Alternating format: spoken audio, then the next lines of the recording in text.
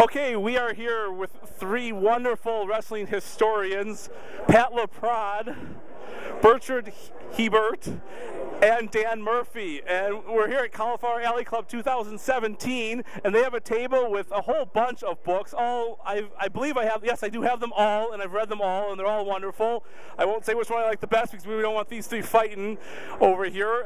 But I just talked to, first one we'll get is Pat, I guess. Pat wrote or co-wrote part of Mad Dogs, Midgets, and Screwjobs, which is about Quebec wrestling, the history of wrestling in Quebec. And you also are part of the Sisterhood of the Square Circle, which is the fairly new one, and that's about women's wrestling in Canada, or women's wrestling in general. Okay, so it's all of them.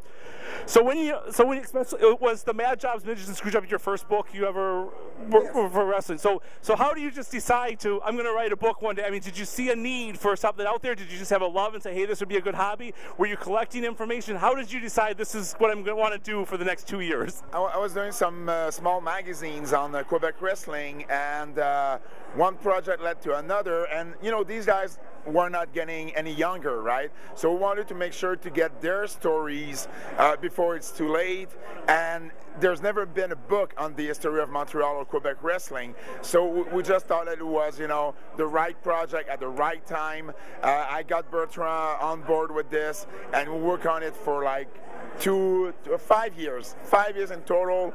Released it in French, released it in English, and you know, it's a great story. You know, Montreal was one of the biggest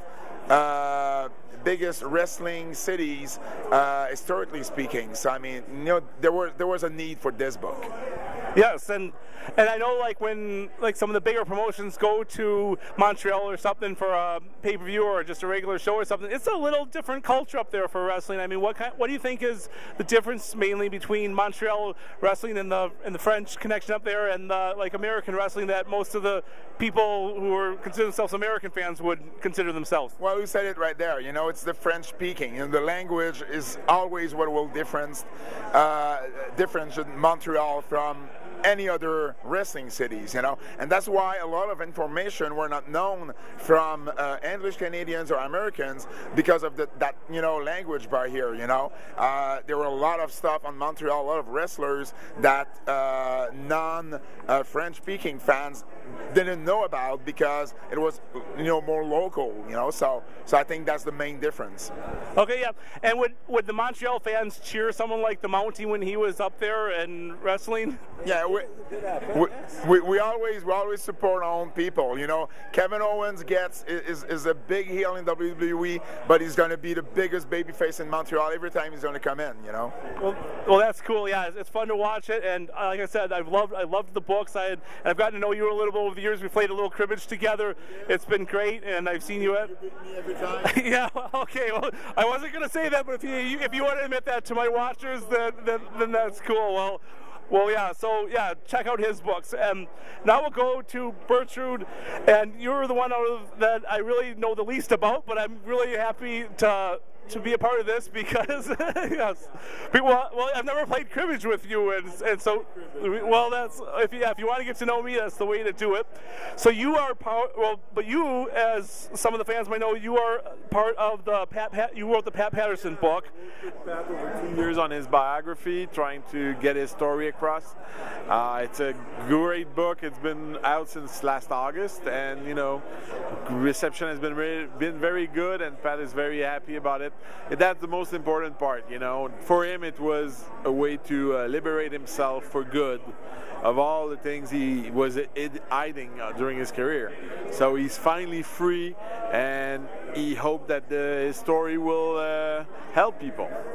Yeah, well, once again, the book I read, and I mean, that was one I was really looking forward to. I've had the pleasure of meeting Pat Patterson many times, and every time he is so gracious. And I mean, he is someone, I mean, I'd say very famous in the wrestling world, but yet he still has time for people like me, and he's never said, oh, I'm too busy for you or anything like that. And I've run into people like that. So Pat is just awesome. I know, well, Pat's just got such the history. A lot of people aren't going to remember he was the first Intercontinental Champion, but a lot of of people might remember his later stages in WWE during the Attitude Era when he was one of the stooges of Vince McMahon's. And so did you ever get a chance to talk with him about that? And what did he think of being a stooge at that time? Discussed this in the book. The Stooges, it was bittersweet because, you know, Pat was a main event wrestler.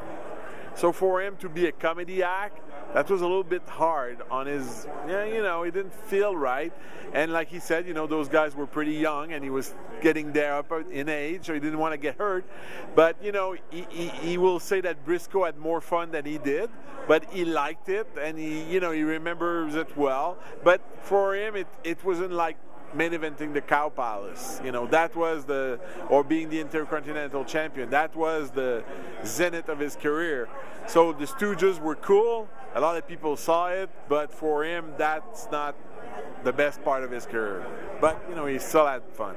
Yeah, it looked like they were having fun, but yeah, I understand that too. And yeah, for the younger fans out there, you might want to check it. That's one of the great things about today. We can check YouTube and other DVDs where I know at least one of the WWE DVDs has the first Intercontinental match. I think even one of the rematches with Patera and stuff like that. So it's great to see him do that. And then kind of the late, especially the current WWE fans, we saw him in the Legends house, and then that's all and then he opens up and everything like that. And I mean, what a courageous thing to do. And at the same time, though, something that I think all of his fans, we just even want to back him more than, because, like we said, Pat Patterson's such a great guy.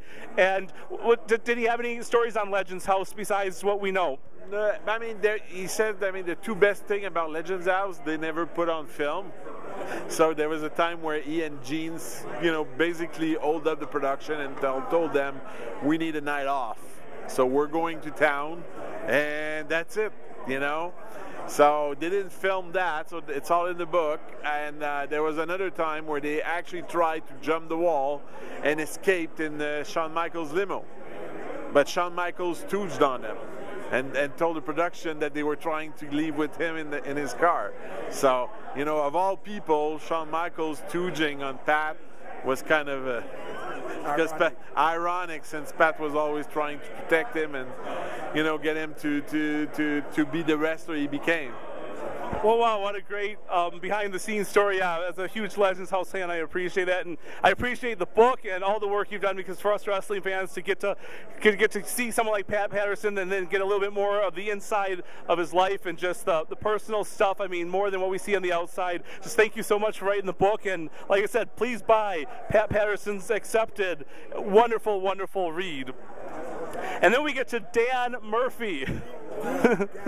This is V Dan Murphy. Yes, yeah. Some of you might recognize the name. He was editor of Pro Wrestling Illustrated. I actually talked to him a little while ago, and I'm a little upset that they stopped producing those almanacs. Every year I would get the almanac. It was the thing. It'd come out in like February, March, and then you had to look, because it wasn't like a bookstore. You'd have to the grocery stores would carry them, and some of the places. Sometimes at one time it was like May, and I'm like, I finally found the almanac, because I thought I was not going to be able to find one this year.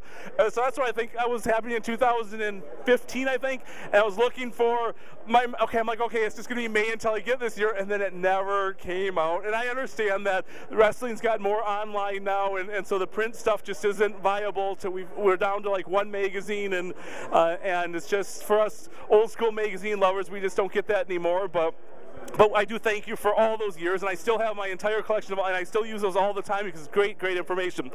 But you wrote a book called Body Slams in Buffalo, The Complete History of Buffalo Wrestling. That's been a while, because I know I've had that book for a while, so that's got to be fair, but it's still very pertinent to today. And then you were also a part of the Sisterhood of the Squared Circle with Pat Laprade, and that's a very new book within the last 1 month. Oh wow, it seems like. So yeah. Well, first, tell us anything you want to about this, like what you're doing now. I mean, obviously you're writing books, and are you still working with Pro Wrestling Illustrated? Yeah, I'm still with PWI, so I just still do the annual PWI 500, the female 50, just do my column and everything else. So I'm still very involved with PWI and the PWI podcast, so we do the podcast. And then last month, Pat and I collaborated. The book came out in April, right? April 11th, of Sisterhood of the Squared Circle, which is a complete history of women's pro wrestling, really back from like the 1890s up until today. So we spent about a year and a half working on that, and came out with ECW Press. We're really happy with it, and we think the timing was perfect. You know, with everything that's been happening with women's wrestling. A year ago here at Cauliflower Alley Club, we had a seminar where Pat and I were up on stage, and we were with a panel of women wrestlers asking, do you ever see a day where WWE will headline a pay-per-view with women? And 6 months later, out comes Hell in a Cell, and they do it. So we're really on the cusp of kind of this cultural zeitgeist of women's wrestling, and Sisterhood of the Squared Circle is a perfect accompaniment, I think. Yes, and I mean, that's one, I'll just be honest, I haven't completely finished it yet. I think I'm about, I mean, my loyal listeners know that I try to do everything, and probably my whole life is wrestling and watching, and so I start reading, and then I do have a family life to take care of too, and I try to balance that too, and I encourage everyone to balance your family life out there. It is important, but it's, from what I can tell, a very good read, yeah, and very pertinent to today's, I mean, just online you see all the women's stuff. You see Charlotte, Sasha, Becky Lynch, and well, I'm a big Alexa Bliss fan, as my listeners know. That I think she won the title last night. Sorry, spoiler alert for anyone who's waiting on the pay-per-view to because I know it's hard. We have Greg Oliver trying to cut into our podcast, and we'll get you later, Greg, if you want to do an interview. Yes. The new school, well, the new world order of writers. It's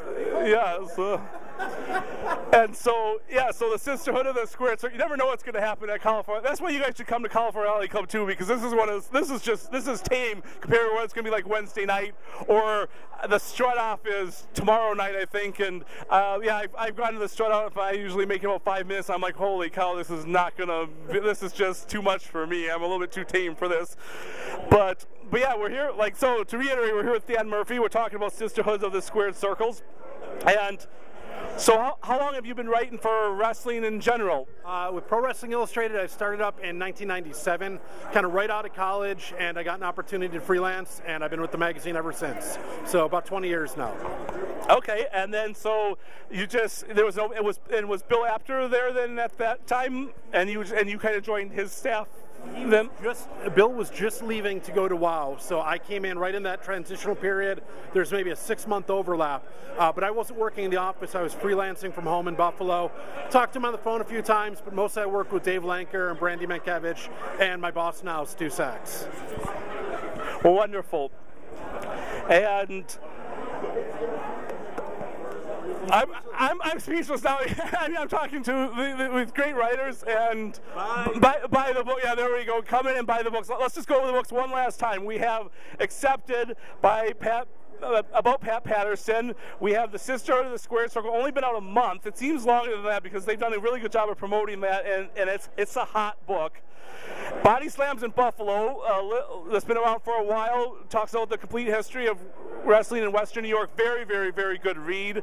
And then we have Mad Jobs, Midgets, and Screw Jobs, which is about Quebec wrestling. We have the 3 great writers here who someday I want to be like, but for now I'm just doing a little YouTube podcast type thing. But hey, my fan base is increasing, and I think you guys, seeing the 3 of you on is even going to be better for everybody. But I just want to thank you all for your time, because us people that are starting, I know all you guys were here at one time, just had this dream of becoming somebody, and I'm hoping that I can just continue to push wrestling in a positive way because I love the history, and I can entertain my fans at the same time. So thank you all very much, and I appreciate your time. Come to California Alley Clubs and buy their books.